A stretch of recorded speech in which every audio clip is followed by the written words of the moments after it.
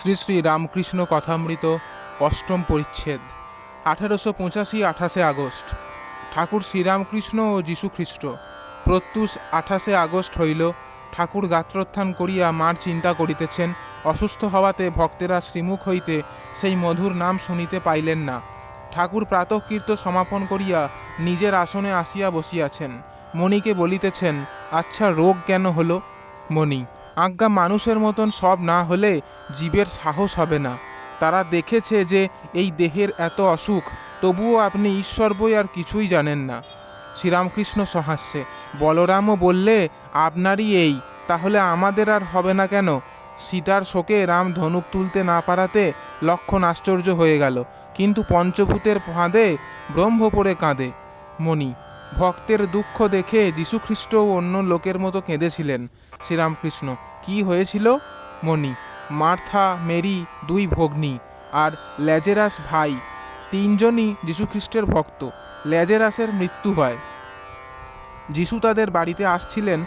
পথে একজন ভগ্নী মেরি দৌড়ে গিয়ে পদতলে পড়ে কাঁদতে কাঁদতে বললে, প্রভু, তুমি যদি আসতে তাহলে সে মরতো না। যীশু তার কান্না দেখে কেঁদেছিলেন। তারপর তিনি গোড়ের কাছে গিয়ে নাম ধরে ডাকতে লাগলেন। অমনি ল্যাজেরাস প্রাণ পেয়ে উঠে এলো। শ্রীরামকৃষ্ণ: আমার কিন্তু উগ্ন হয় না। মণি: সে আপনি করেন না ইচ্ছা করে। ওসব সিদ্ধায় মিরাক্কেল, তাই আপনি করেন না। ওসব করলে লোকেদের দেহেতেই মন যাবে, শুদ্ধা ভক্তির দিকে মন যাবে না, তাই আপনি করেন না।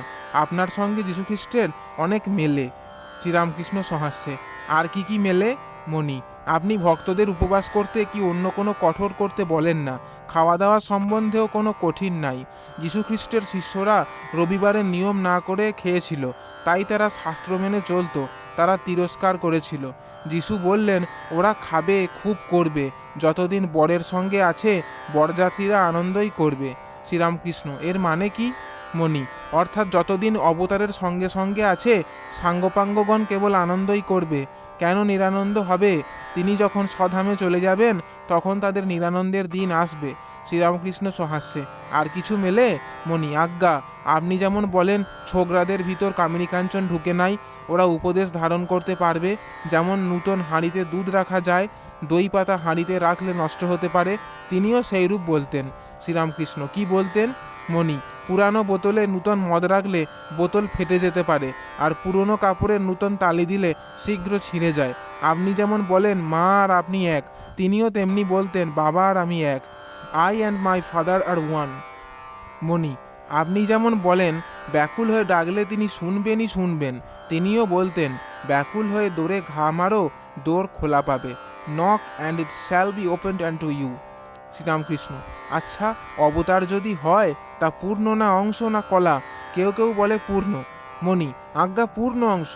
কলা ওসব ভালো বুঝতে পারি না, তবে যেমন বলেছিলেন ওইটি বেশ বুঝেছি। পাঁচিলের মধ্যে গোল ফাঁক। শ্রীরামকৃষ্ণ: কি বলো দেখি? মণি: পাঁচিলের ভিতরে একটি গোল ফাঁক, সেই ফাঁকের ভিতর দিয়ে প্রাচীরের ওধারের মাঠ খানিকটা দেখা যাচ্ছে। সেইরূপ আপনার ভিতর দিয়ে এই সমস্ত অনন্ত ঈশ্বর খানিকটা দেখা যায়।